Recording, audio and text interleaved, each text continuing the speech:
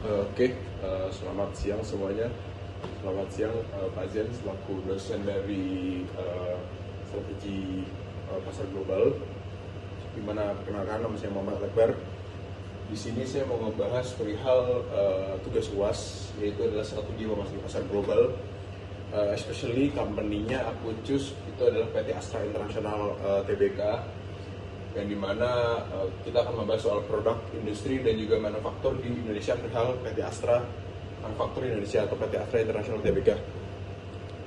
Oke, masuk ke slide yang kedua, di mana profil perusahaan.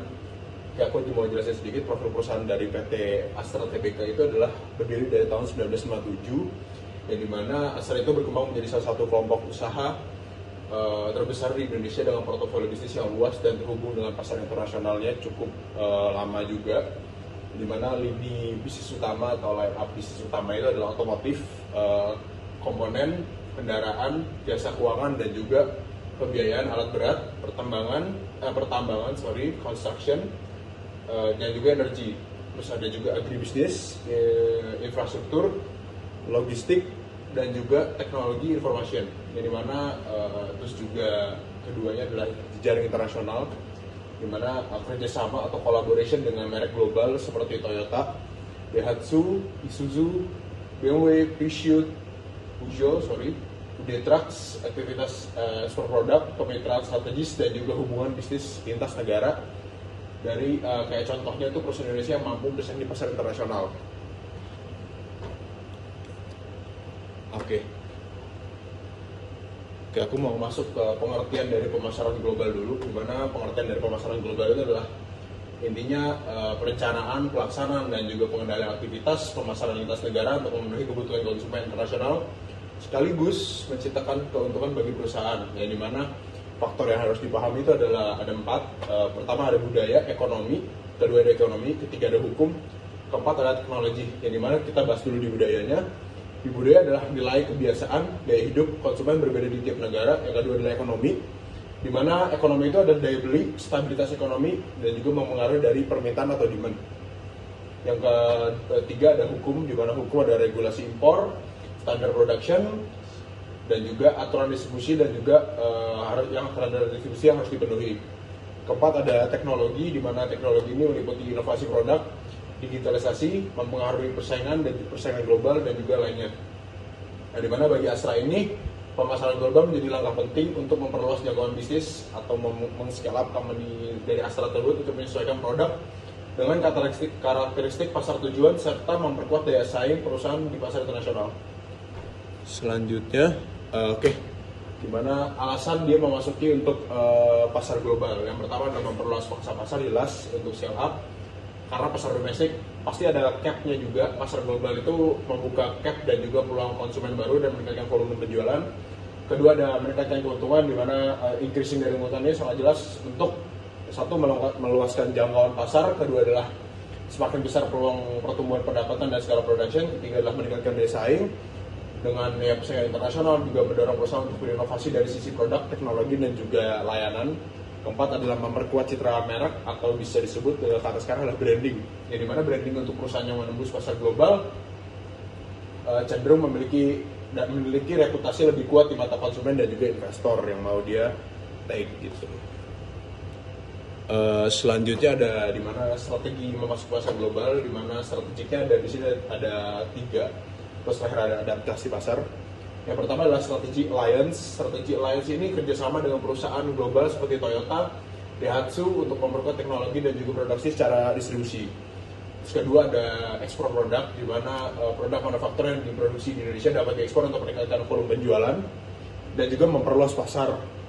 Ketiga adalah jaringan internasional atau international link, di mana membangun relasi bisnis, terus juga investasi, dan juga kemitraan strategis lintas negara untuk memperkuat posisi perusahaan. Itu juga penting banget untuk strategi dari Astra itu sendiri.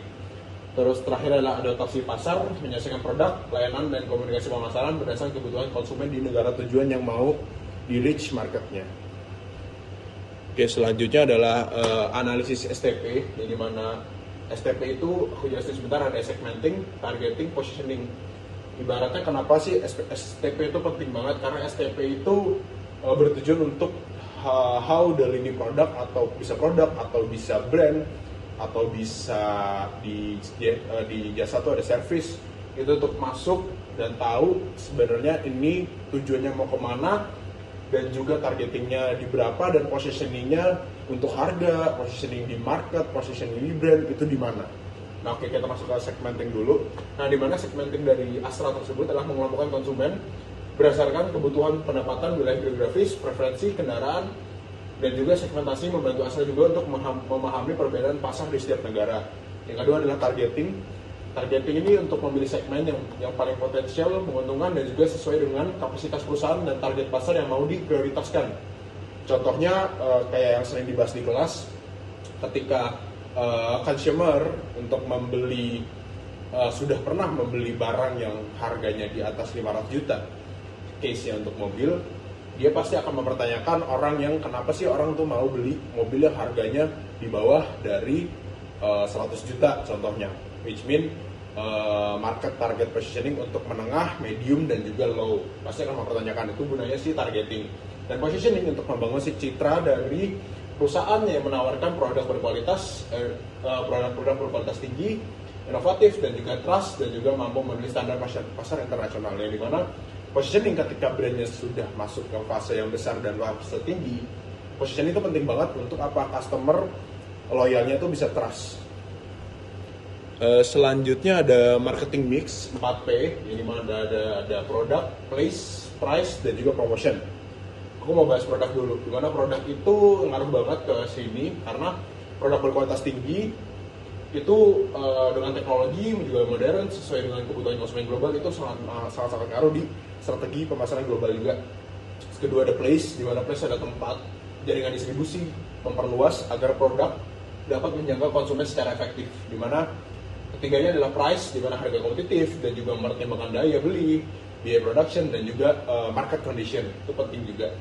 Keempat adalah promotion, di mana promotion itu sangat-sangat penting dari tiga ini semua. Promotion itu melalui iklan digital, media sosial, pameran internasional, dan juga kerjasama strategis. Selanjutnya adalah analisis SWOT, di mana analisis SWOT itu ada strength, weakness, opportunity, dan juga threats. Strength ya jelas untuk kekuatan dari reputasi perusahaan, jaringan distribusi luas, kualitas produk tinggi itu penting banget. Weakness adalah ketergantungan di mana ekonomi global, biaya profesional tinggi, kebutuhan investasi besar, dan juga risiko dari perubahan curve itu penting banget. Terus juga opportunities itu adalah permintaan kendaraan dan produk manufaktur meningkat, pasar negara berkembang tumbuh, kemitraan global semakin terbuka, inovasi teknologi baru, dan juga lainnya. Nah, threats itu ancaman ya, di mana persaingan global semakin ketat, perubahan teknologi cepat, dan juga ketidakpastian ekonomi dunia, dan itu juga sangat dipertimbangkan untuk perbedaan regulasi antar negara. Selanjutnya ada tantangan nih, tantangan dan solusi, di mana tantangan dan solusi ini juga nggak kalah penting, di mana perbedaan budaya itu juga sangat-sangat dikonsider dalam company untuk bisa arrange the market, new market lah. Nah, di mana kayak aku ambil case Indonesia, di mana Indonesia dengan tantangan budaya adalah rata-rata Muslim, di mana Muslim produk yang memang non alkohol dan produk yang tidak dalam lingkaran budaya tersebut akan susah dan sulit untuk diterima di market. Case-nya untuk kayak di sini tuh kayak perbedaan budaya atau juga inovasi produk layanan secara berkelanjutan, meningkatkan kualitas produk agar sesuai standar global, memperkuat kerjasama internasional, dan juga melakukan transformasi digital untuk efisiensi dan juga desain dari company-nya. Oke.